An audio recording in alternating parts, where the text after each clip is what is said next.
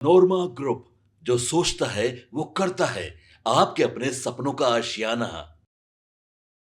अगर हम आपको ये कह दें कि भारतीय जनता पार्टी के हाथ में इस बार सत्ता खुद लालू प्रसाद और नीतीश कुमार सौंप देंगे तो आपको कैसा लगेगा? हम ये बात इसलिए कह रहे हैं कि आज से भारतीय जनता पार्टी ने एक अभियान की शुरुआत की है और वो अभियान कहीं ना कहीं इस बात की तरफ इशारा करता है कि नीतीश कुमार और लालू प्रसाद दोनों ही भारतीय जनता पार्टी के रहमो करम पे सरकार में आए थे और बिहार के मुख्यमंत्री की कुर्सी अपनाई थी। 1990 की बात करें तो जब लालू प्रसाद पहली बार सत्ता में आए तो उनका साथ भारतीय जनता पार्टी ने दिया था। 50 वर्षों के बाद जब आज एक बार फिर से सत्ता की बात हो, चुनाव की बात हो और नीतीश कुमार को एक बार फिर से मुख्यमंत्री बनाने की बात हो तो भारतीय जनता पार्टी का हक बनता है कि वो नीतीश कुमार और लालू प्रसाद से कहे कि हमने आपको मुख्यमंत्री की कुर्सी दी, आप हमें वापस कर दीजिए। लालू प्रसाद से तो वापस ले लिया गया 2005 में और भारतीय जनता पार्टी ने एक बार फिर सेक्रीफाइस करते हुए नीतीश कुमार को ये कुर्सी दे दी।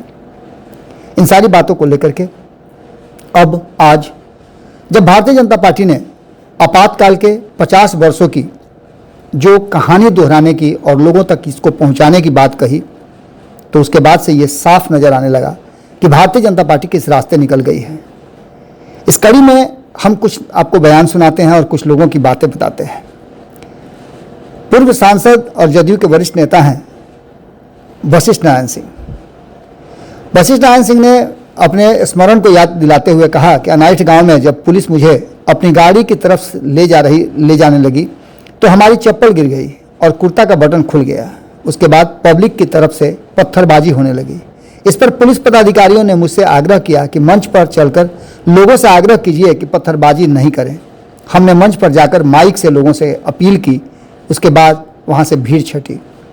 मुझे आरा पुलिस लाइन ले जाया गया। दूसरे दिन सुबह पटना से आदेश आया तो एक मजिस्ट्रेट ने मेरे साथ जो बातें हुई उसको लेकर के मुझे कोर्ट में पेश किया गया और उसके बाद से मैं भी उस आंदोलन का एक सिपाही बन गया। आपातकाल के 50 वर्षों के बाद जो वर्तमान परिस्थितियां बनी हैं उसमें भारतीय जनता पार्टी अब इस आपातकाल वाली 10 झेलने वाले सभी लोगों ने अपने अपने हिस्से का सत्ता भोग लिया। अब भारतीय जनता पार्टी की बारी है। जब ये बात कहते हैं वशिष्ठ नारायण सिंह तो आपको सारी चीज़ें और खास करके मैं कई बार बता चुका हूं कि ये 2025 का चुनाव एक टर्निंग पॉइंट साबित होने जा रहा है और इस टर्निंग पॉइंट में बिहार इस देश के मिजाज को, देश के भविष्य को और देश के मूड को बदलने वाला है। आपको बता दें कि इमरजेंसी को लेकर के कांग्रेस के खिलाफ भारतीय जनता पार्टी ने पूरा प्लान बना लिया है और भारतीय जनता पार्टी का कहना है कि वो गांव-गांव जाकर के लोगों को आपातकाल की स्थितियां बताएंगी।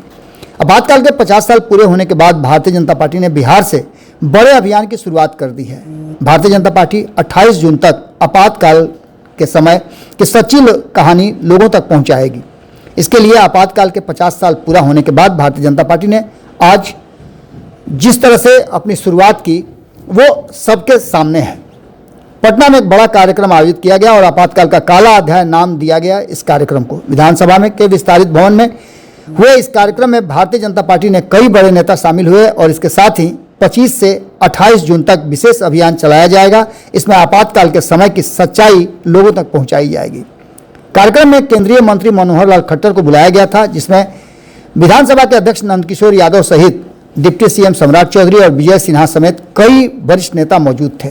आपको बता दें कि आपातकाल की कई कहानियां हमने जुबानी सुनाई है और हमने कई ऑटोबायोग्राफी भी लिखी थी जिसमें अश्विनी चौबे से लेकर के लालू प्रसाद और लालू प्रसाद से लेकर के आप नीतीश कुमार की बात कर लें, अब हमारे बीच नहीं रहे सुशील मोदी, उनकी बात कर लें या और कई नेताओं की बात कर लें, अरुण जेटली भी इसके उपज थे, तो और कई नेता हैं जो आपातकाल की उपज है।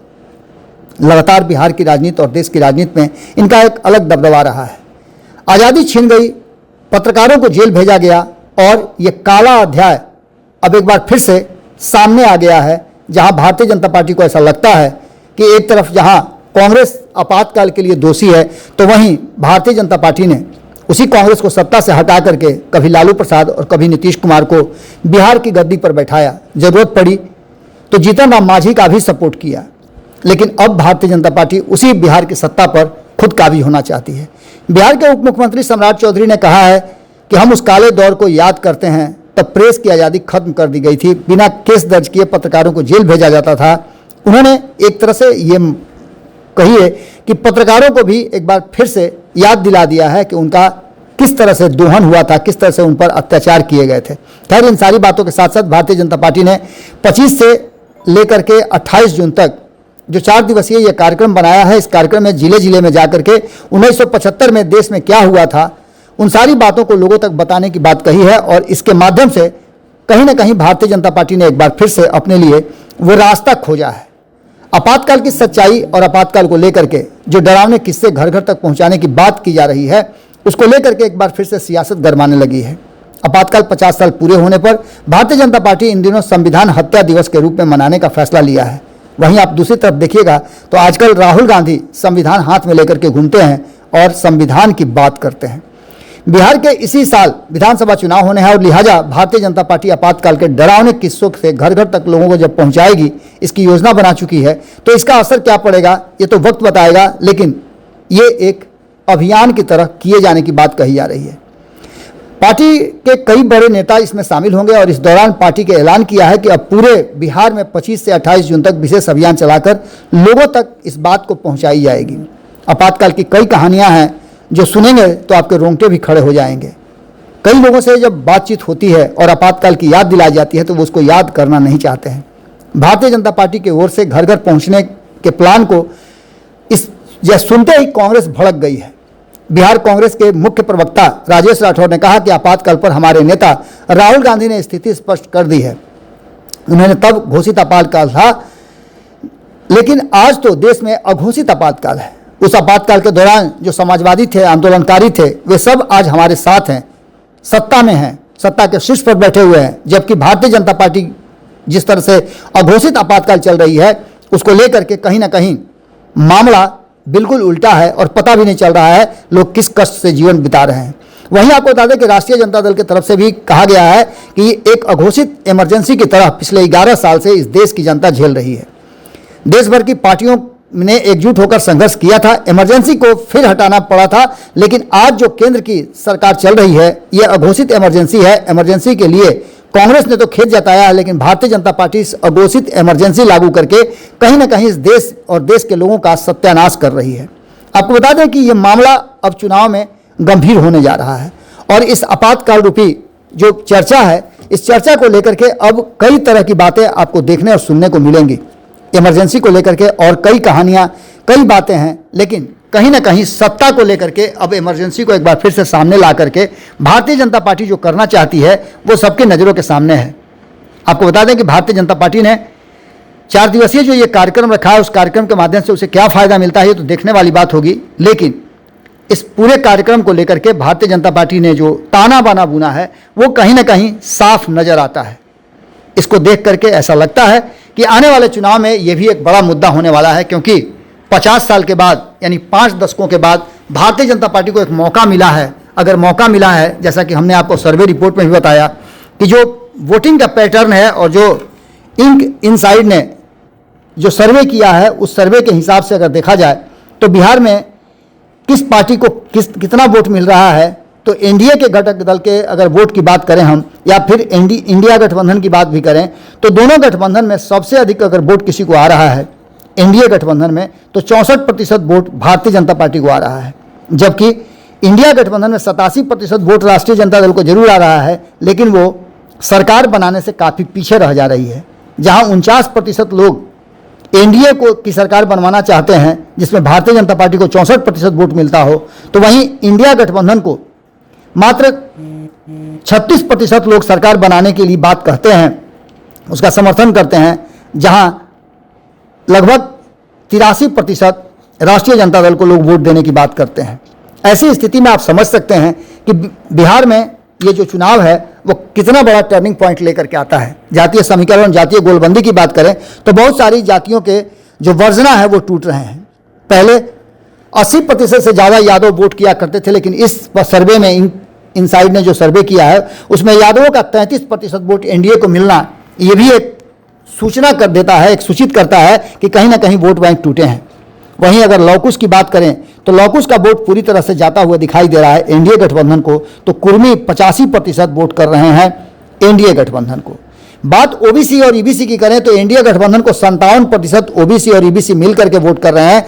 इसमें आप ये जोड़ सकते हैं कि ओबीसी में गैर यादवों के अलावे जो भी ओबीसी हैं वो एनडीए की तरफ स्विच कर रहे हैं। बात पासवान जाति की करें तो यहाँ भी लगभग 60% लोग वोट कर रहे हैं एनडीए गठबंधन को।